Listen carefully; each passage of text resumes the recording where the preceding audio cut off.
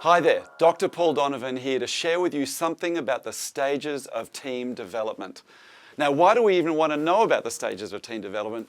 Because it really helps if teams know, are we growing? Are we developing? Is our capability expanding? Well, if you Google up stages of team development, I want to promise you you'll get flooded with one model.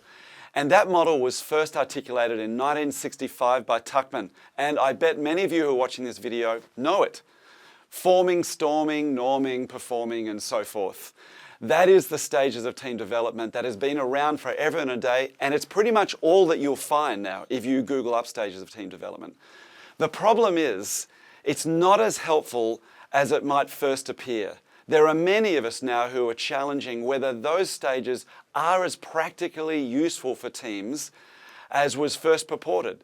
And I'm not the only one that says this. David Clutterbuck, one of the most renowned authors in Europe, in fact all over the world, has written over 50 books, hundreds of articles, and is quoted as, in fact has been rated as the second top coach in all of Europe and the UK. He likewise says he does not believe that that 4 stages model is very helpful when coming to deal with real teams and identifying the stages that they really go through.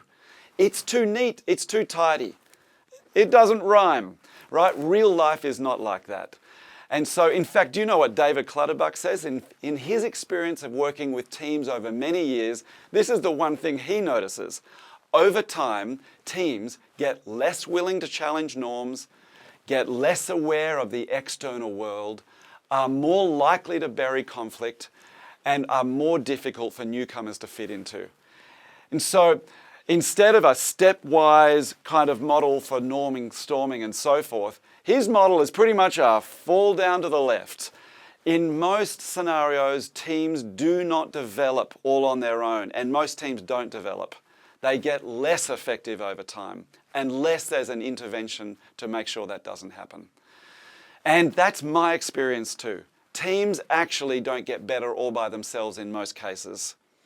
So, I'd like to share with you a different model now for team development that can help you guide your team to deliberately support development.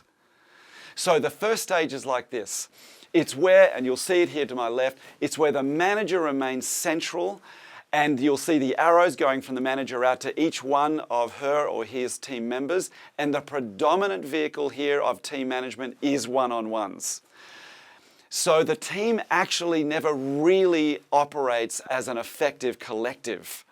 In fact, the centrality of the manager ultimately prevents that. So we have a hard-working manager doing lots of one-on-ones, but ultimately if they stay doing that and only that, the team never really connect with each other effectively. And even their team meetings begin to represent this. You've probably been in team meetings like this, where the manager comes in, they start working with one person, they ask some questions, they bury a little bit into that person's work, give some solutions, give some advice. Next person, ask some questions, get a little information back, bury into their work, give some advice, next person.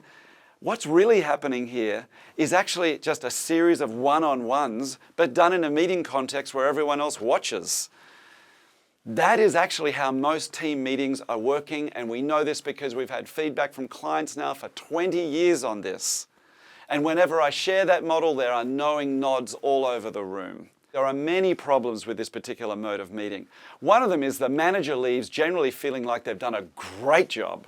Wow, I worked my tail off, I gave all this advice.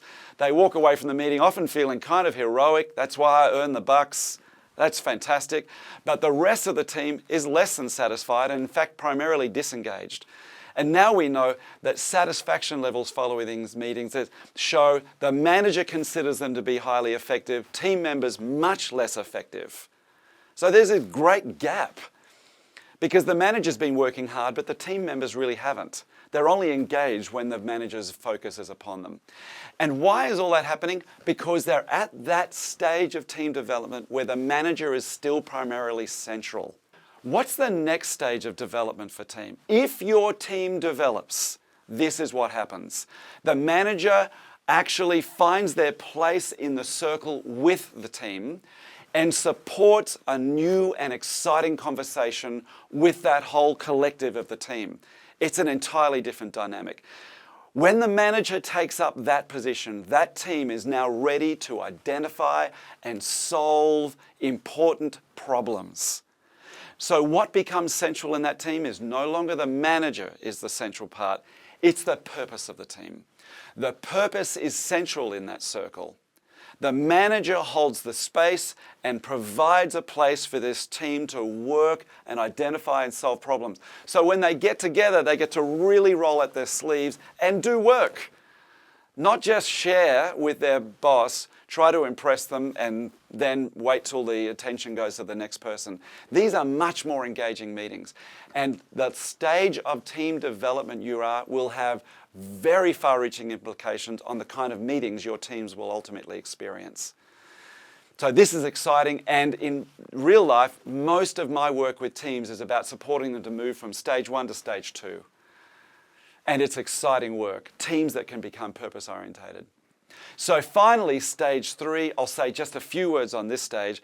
It's where the team is so orientated around the purpose, have built such a capacity to engage in rich, vibrant conversation, to identify and solve problems, that the manager is able to take up this new position outside the team, clearing the way for the team to operate.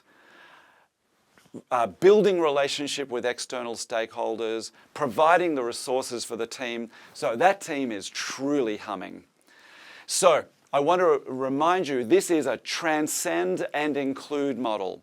That means it's not that the manager no longer does one-on-ones. They do that in stage 1. When they move to stage 2, they continue that, but they bring a new level of capacity to that team to work collectively around a shared purpose. And likewise, when they move to stage 3, they include stage 2 and then move to stage 3 with some increased capability.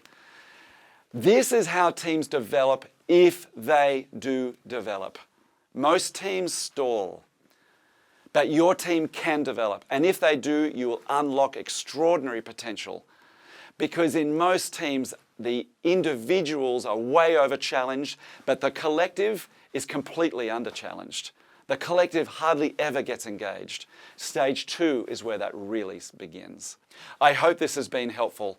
It's powerful knowledge to know how teams do develop when they develop, and with that knowledge, you can facilitate your team to grow and develop more quickly, more powerfully, and kick goals faster, be more effective, produce more, and increase levels of engagement.